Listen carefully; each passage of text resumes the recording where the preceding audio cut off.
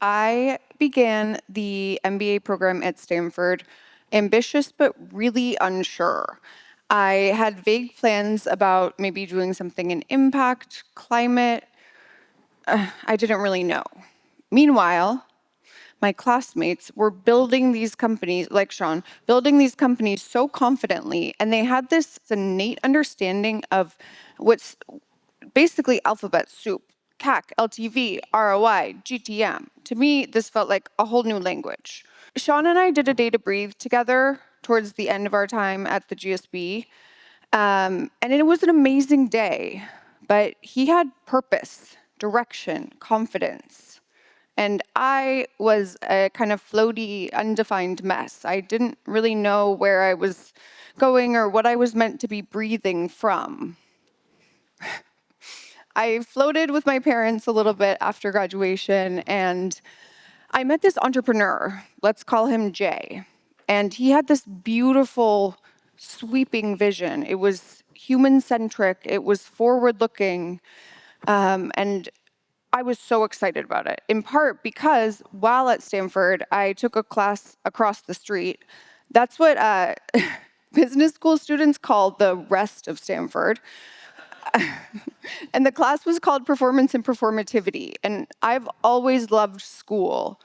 I've always loved academic rigor, these abstract theoretical concepts that were really far from the practical, pragmatic classes at GSB.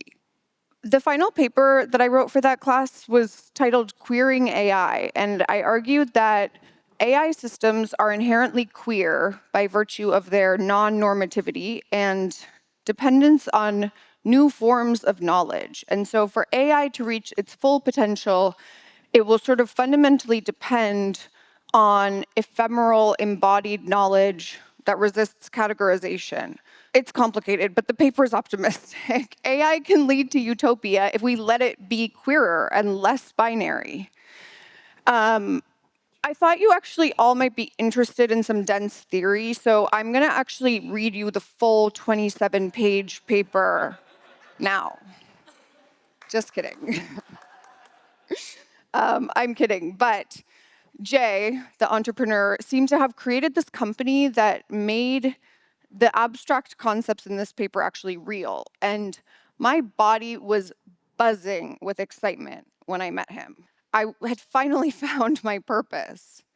After a year, though, it turned out that there was no master plan. The vision that he had articulated needed these tangible steps, and I was furiously trying to create strategic plans, some kind of structure. The company was kind of spinning in circles, and we were also running out of money.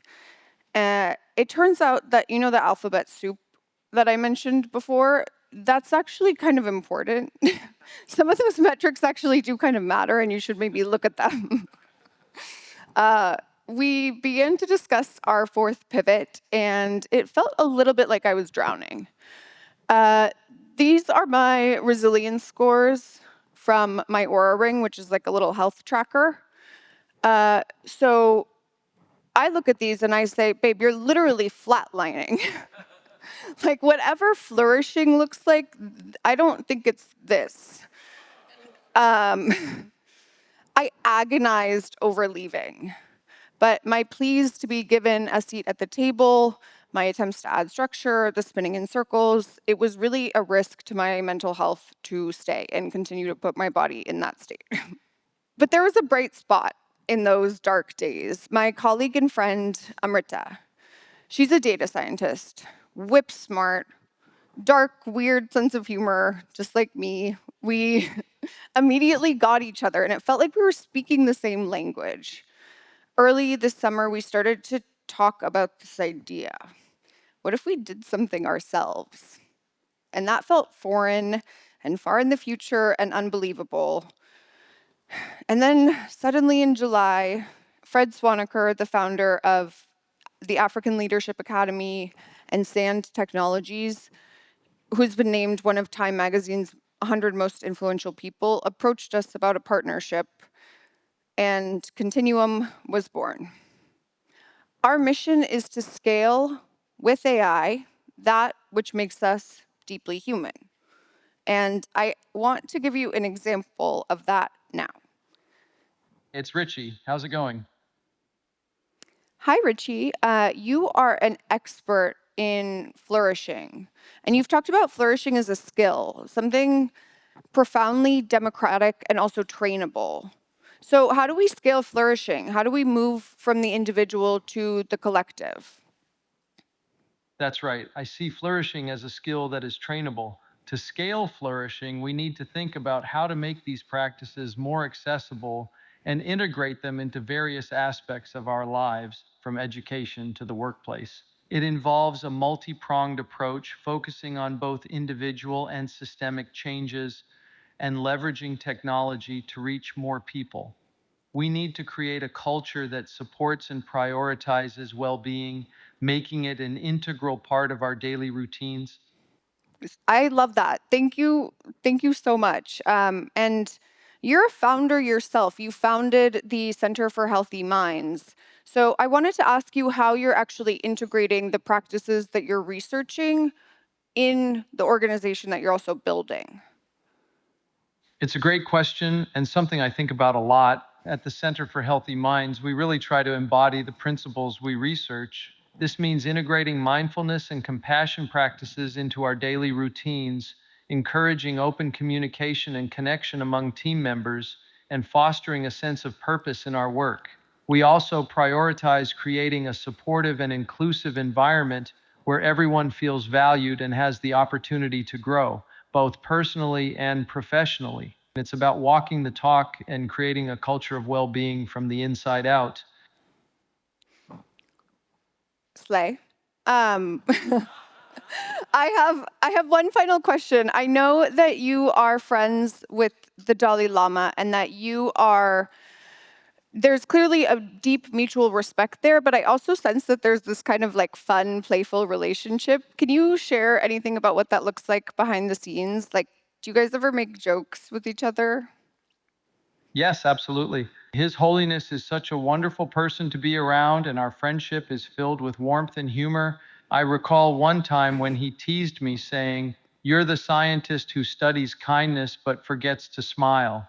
It's moments like these, lighthearted and filled with genuine affection, that highlight the depth of our connection. We often share jokes about brain scans and compassion, finding humor in the intersection of science and spirituality. It's through these playful interactions that we reinforce our shared commitment to cultivating kindness and well being in the world. Mm. Is there anything else you'd like to ask or discuss? No, that's perfect. Thank you, Richie. It's really an honor to get to speak with you digitally. Okay, so that I prepared those questions, but that's his digital twin. He's making up those answers based on his actual knowledge. And similar to what Surah spoke about earlier, he owns all of that data. We don't own that data. We're just helping to kind of make it alive in a different way and allow more people to access it. And it turns out that a lot of people think this is kind of like Black Mirror, but a lot of other people think it's really cool. So we're off to the races, and we've been bombarded with ideas and input, and it's really exciting. And it's also really scary and really overwhelming because we're building this plane while we're flying it.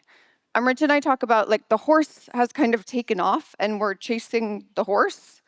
Um, and it's great and it's amazing to get to work together, and it's also like, whoa, wait, we're actually doing this, it's happening. And I think it's also worth mentioning here that I'm extremely privileged. When I graduated from college, my parents made it clear that I had to support myself financially, but worst comes to worst, I go live in Maine and hang out with our golden retriever puppy. It's not that bad. And that safety net is not something I take for granted because it means that I can optimize for learning and meaning, not just survival. It changes the risk of entrepreneurship and it changes my relationship to stress. 74% of founders say starting a company hurts their mental health. And at least for now, it's still early, but I'm in the lucky 26%, partly because AI has unlocked parts of me that have laid dormant for years. I get to do graphic design, UI, UX. I get to do a little bit of coding. I love you, Claude Code.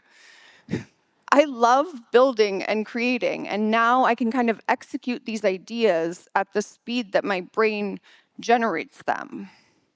Part of this flourishing is that I have a co-founder who gets me. We have standing meetings at 11 a.m. because both of our weird ADHD brains tend to work best from like 12 to 4 a.m. I think about doing another Day to Breathe now if I ever get that opportunity, and I get really excited because our vision is big and expansive, and we could really dive in.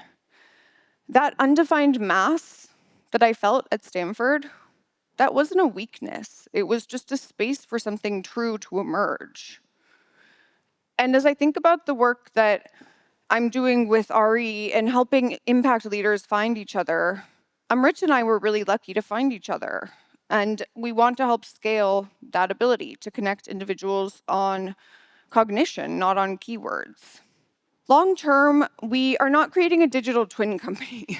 We are building the cognitive infrastructure that allows individuals to make their cognition portable and modular. We want people to own their data and also to really understand the vastness of who they are. We want to make sure that tech works for us rather than trying to replace us.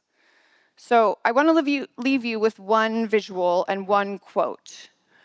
This is one of our mind maps. This is the engine and technology that underpins the digital version of Dr. Richie Davidson that you met earlier.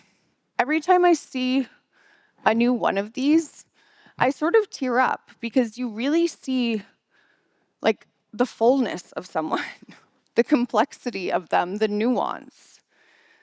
You see what they care about, how they communicate those ideas, and you really get the sense that we evolve, we're dynamic, we have many different sides and many different facets, and I really want to build something that honors that. As Walt Whitman says, do I contradict myself? Very well, then. I contradict myself. I am large. I contain multitudes.